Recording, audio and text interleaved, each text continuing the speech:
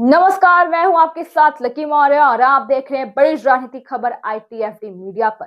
जहां भारतीय जनता पार्टी को नया राष्ट्रीय अध्यक्ष मिलते ही बिहार की सियासत में हलचल तेज हो गई है और मंगलवार 20 जनवरी 2026 को बीजेपी ने औपचारिक रूप से नितिन नवीन को पार्टी का राष्ट्रीय अध्यक्ष घोषित कर दिया है।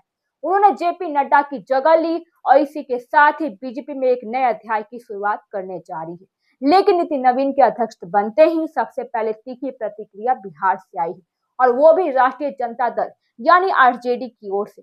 RJD के प्रवक्ता एजाज अहमद ने नितिन नवीन की ताजपोशी पर सीधा हमला बोला है। एजाज अहमद का कहना है कि RSS अपने पसंद का राष्ट्रीय अध्यक्ष चाहता है और संघ के दबाव से बचने के लिए मोदी शाह ने नितिन नवीन का नाम आगे कर दिया है। RJD का आरोप है कि बीजेपी ने यह फैसला किसी लोकतांत्रिक प्रक्रिया से नहीं बल्कि संगठन और सत्ता के दबाव में लिया है। परिवारवाद के मुद्दे पर बीजेपी को घेरने की कोशिश भी है और RJD ने इस मौके पर बीजेपी को सबसे संवेदनशील मुद्दे यानी परिवारवाद पर घेरने की कोशिश भी की है। एजाज अहमद ने कहा, बीजेपी परिवारवाद पर सिर्फ दिखावे के लिए सवाल उठाती है। आज खुद बीजेपी ने परिवारवाद की राजनीति को आगे बढ़ाया है। उन्होंने सवाल भी किया, क्या बीजेपी भी परिवारवाद के हिसाब से चलेगी? बीजेपी को देश के सामने इस पर सफाई भी देनी चाहिए। क्यों उठ रहा है परिवारवाद का सवाल? अब सवाल उठता है कि RJD परिवारवाद का मुद्दा क्यों उठा रही है। और दरअसल नितिन नवीन के पिता नवीन सिन्हा बिहार में बीजेपी के विधायक भी रह चुके हैं और साल 2006 में नवीन सिन्हा के निधन के बाद उपचुनाव हुआ जिसमें नितिन नवीन जीतकर विधानसभा पहुंचे। यानी उन्होंने अपने पिता की राजनीतिक विरासत को आगे बढ़ाया और वर्तमान में नितिन नवीन पटना जिला की पांगीपुर विधानसभा सीट से विधायक भी हैं। अब राष्ट्रीय अध्यक्ष बनने के बाद RJD इसी पृष्ठभूमि को आधार बनाकर बीजेपी पर परिवारवाद का आरोप भी लगा रही है। लालू परिवार बनाम यानी बीजेपी का आरोप प्रत्यारोप।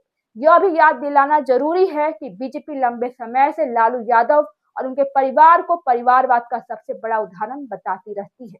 लालू प्रसाद यादव, राबड़ी देवी, तेजस्वी यादव और तेज प्रताप यादव बीजेपी अक्सर इन्हें लेकर RJD पर हमला करती है। अब नितिन नवीन के अध्यक्ष बनने के बाद RJD ने उसी हथियार से बीजेपी को घेरने की कोशिश की है। आरोपों के बीच में एक बड़ा तथ्य यह भी है कि नितिन नवीन बीजेपी की अब तक के सबसे युवा राष्ट्रीय अध्यक्ष है और बीजेपी की स्थापना साल 1980 में हुई थी और उसी साल में नितिन नवीन का जन्म भी हुआ था। यानी वो पार्टी के 12वें राष्ट्रीय अध्यक्ष बने और उनकी ताजपोशी के मौके पर बीजेपी मुख्यालयों में प्रधानमंत्री नरेंद्र मोदी, रक्षा मंत्री राजनाथ सिंह, गृह मंत्री अमित शाह, नितिन गडकरी और पार्टी के कई वरिष्ठ नेता मौजूद रहे। सुर्खियों से दूर रहने वाले नेता नितिन नवीन को अब तक एक अपेक्षाकृत लो प्रोफाइल नेता माना जाता रहा है और 14 दिसंबर को उन्हें बीजेपी का कार्यकारी अध्यक्ष नियुक्त किया गया था। इसके बाद उन्होंने बिहार सरकार में कानून और न्याय, शहरी विकास और आवास मंत्री के पद से इस्तीफा दे दिया। यानी काफी पहले संकेत मिल चुका था कि उन्हें केंद्रीय संगठन में बड़ी जिम्मेदारी मिलने वाली है।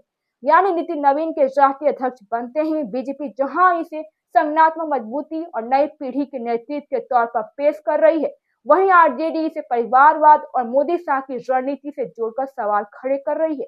अब देखना होगा कि बीजेपी RJD के आरोपों का क्या जवाब देती है और नितिन नवीन अपने नेतृत्व में पार्टी को किस दिशा में ले जाते हैं।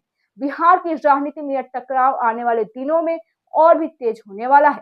फिलहाल अभी के लिए बस इतना ही। मैं हूं आपके साथ लकी मौर्य, ITFD मीडिया पर। हमारे चैनल को सब्सक्राइब कीजिए और शेयर कीजिए।